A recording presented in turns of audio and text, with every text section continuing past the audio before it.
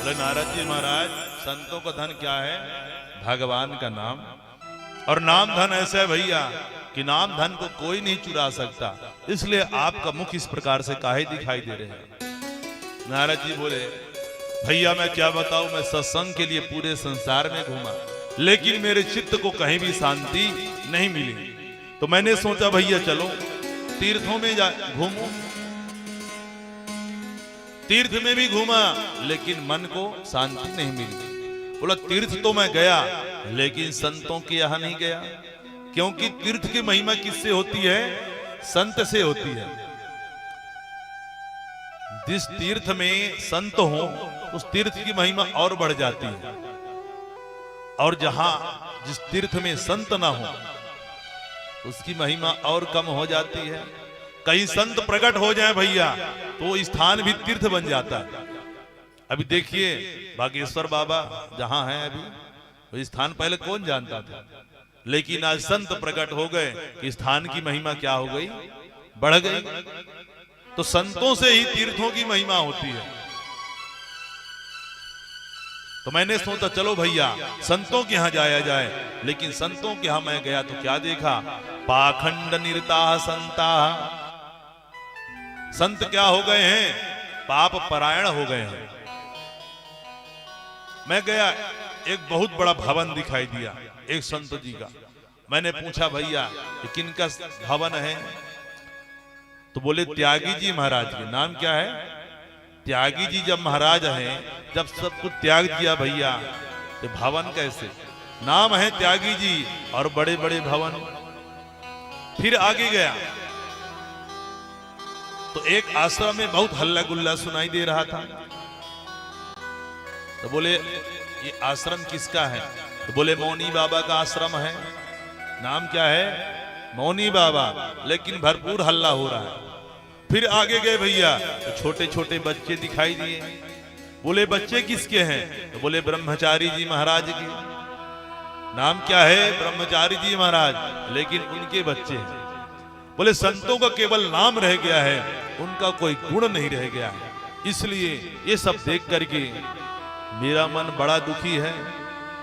मैंने सोचा चलो भैया छोड़ो, गृहस्थ के यहां जाना चाहिए, क्योंकि गृहस्थ भी यदि सच्चा गृहस्थी है वो भी संत का स्वरूप ही कहलाता है। नियम धर्म आचार विचार से रह रहा है, सच्चा गृहस्थी है तो संत से भी श्रेष्ठ हो जाता है। लेकिन गृहस्थों के यहां गया तो क्या देखा कि तरुणी प्रभुता गे हे श्याल को बुद्धिदायक कन्या विक्रयणो लोभा दंपति नाम च कलकनम। जैसे ब्याह हुआ कि देवी जी का चलावा हो गया, नई बहू आई। देखिए मैं अपने से नहीं बोल रहा हूं ना, भागवत जी में लिखा है।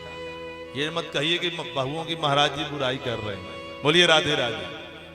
तरुणी प्रभुता आगे घर में नई बहू आई, खुद मनमानी करने लगी। सासू माँ से पूछने की आवश्यकता नहीं है। श्याल को बुद्धिदायक।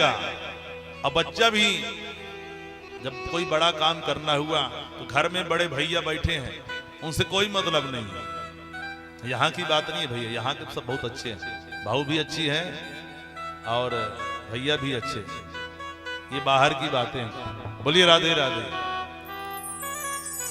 श्याल को बुद्धिदायक है, और बुद्धि देने वाला कौन हो गया? साला। किसको फोन लग जाएगा? साले साहब को। भैया बताइए ये काम करना है, कैसे करें? और कन्या विक्रयणो लोभा दंपति नाम च कलकनम। और कन्या का विवाह नहीं अपितु सौदे होने लगे। जहां सौदा पड़ जाए वही समधी बन जाए। समधी का मतलब क्या है भैया? सम मतलब समान, धी मतलब बुद्धि। जहां बुद्धि समान हो उसको कहते हैं समधी। लेकिन समधी किसके आधार पर बनते हैं? पैसे के आधार पर।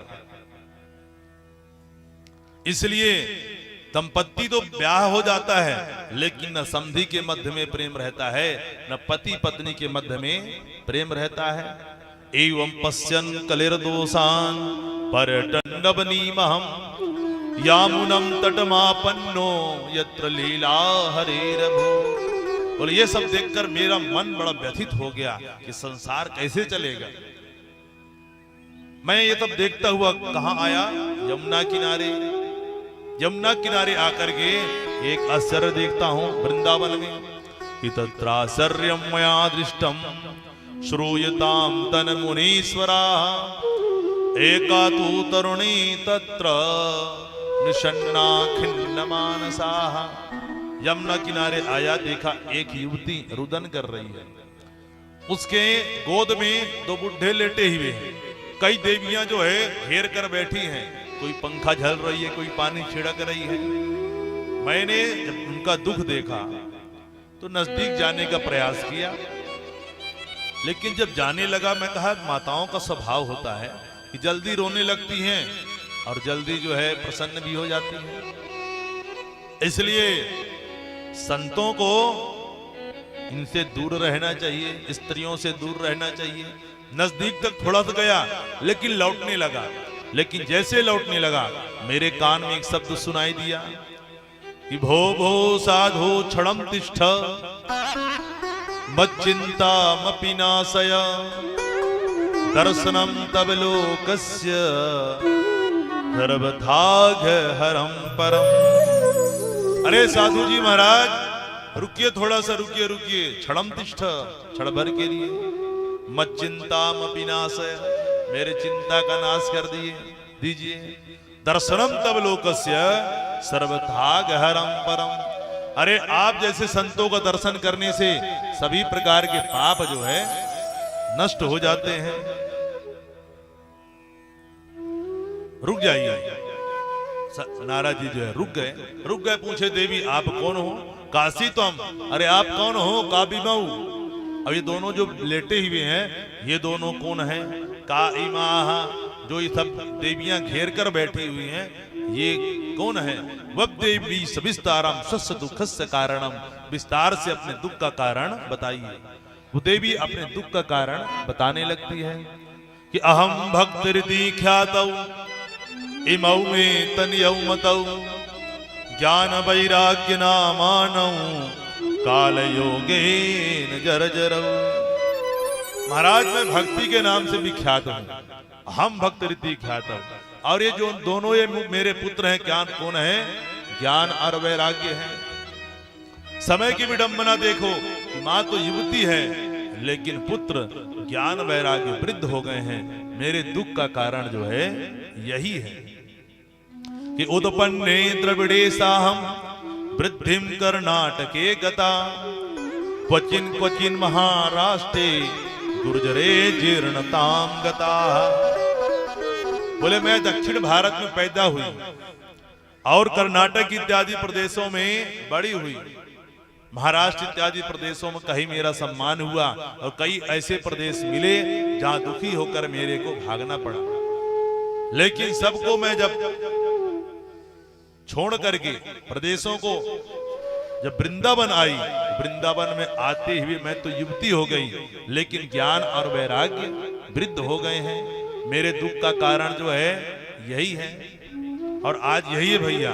भक्ति तो युवती है, खूब पूजा पाठ करते हैं, लेकिन वास्तविक ज्ञान भगवान के स्वरूप का ज्ञान हमें नहीं हो पाता है और जगत से वैराग्य नहीं हो पाता है। ये दोनों वृद्ध हो गए हैं, ये अपनी ही कहानी है। भक्ति खूब करते हैं लेकिन ज्ञान वैराग्य हमारे अंदर जो है नहीं रह गया है। ये दोनों क्या हो गए हैं? वृद्ध हो गए हैं।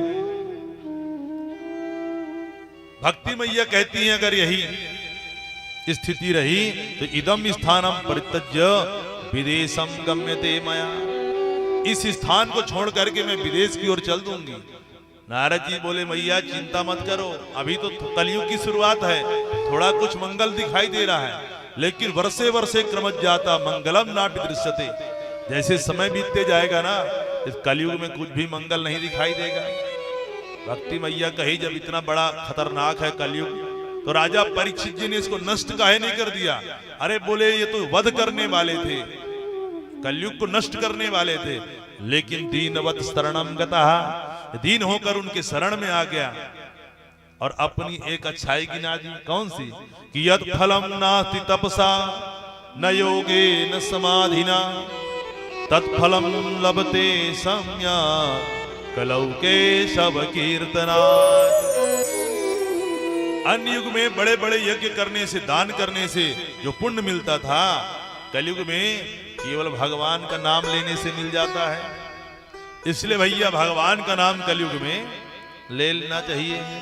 कलयुग केवल हरि गुण गा,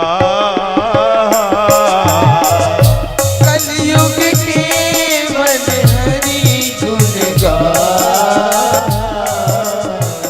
गावत नर पावई भवधाम, गावत नर पावई भगवान, गावत नर पावई भवधाम, गावत नर पावई भगवान। बोले कलयुग में भैया भगवान का नाम लेने से बड़े बड़ा पुण्य मिल जाता है। इसलिए भगवान का नाम हमें अवश्य लेना चाहिए। कई लोग कहते हैं भैया भगवान का नाम लेने को महाराज कहते हैं खूब लोग, लेकिन नाम लेने से होता क्या है ये बताइए।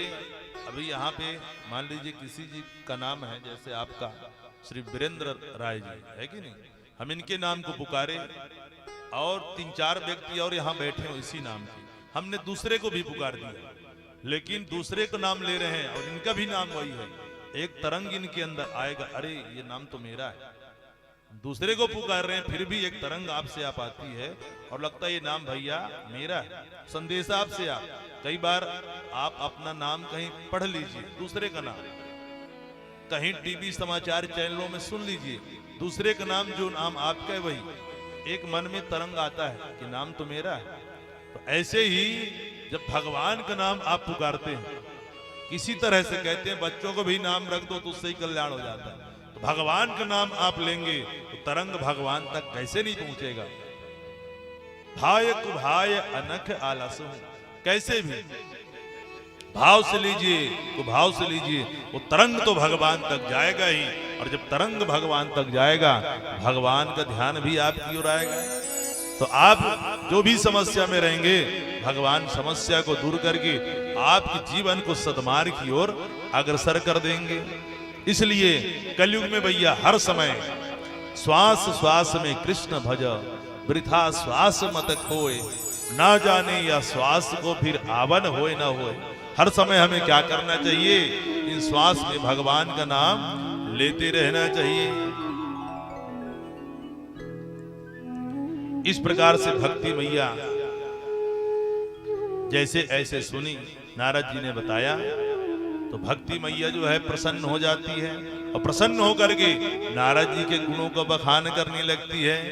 जयति जगति माया यस्य काया धवस्ते, वचन रचन में कम केवलम चाकलैया।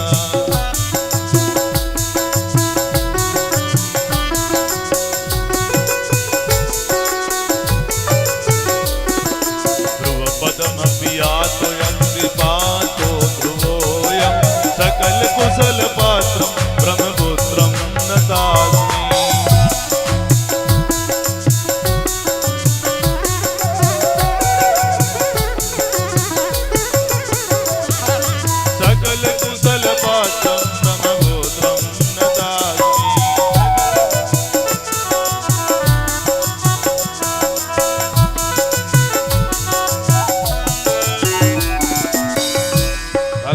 कहती है धन्य हो नारद जी, आपके एक जयति जगति मायाम यस्य काया धवस्ते, वचन रचन में कम केवलम चाकलैया।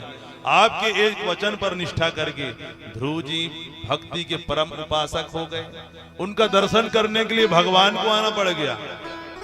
प्रहलाद जी महाराज भी आपकी ही बात को माने, पेट में ही आपने सब ज्ञान प्रदान कर दिया था और आपकी शिक्षा को ग्रहण करके इतनी भक्ति की खंभे में ही भगवान को प्रकट कर दिया।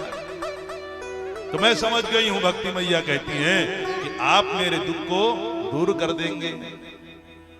नारद जी कहते मैया सा कृष्ण कापिनो गतः, जिन भगवान ने द्रौपदी मैया की रक्षा की थी, सभा में आकर के चीर प्रदान किया था, सा कृष्ण है क्वापि नो गतः, वो भगवान आज कहीं भी नहीं गए हैं। श्री कृष्ण चरणाम भोजम स्मर दुखम गमिष्यति। भगवान श्री कृष्ण के चरण कमलों का ध्यान करोगे तो सभी दुख जो है दूर हो जाएंगे।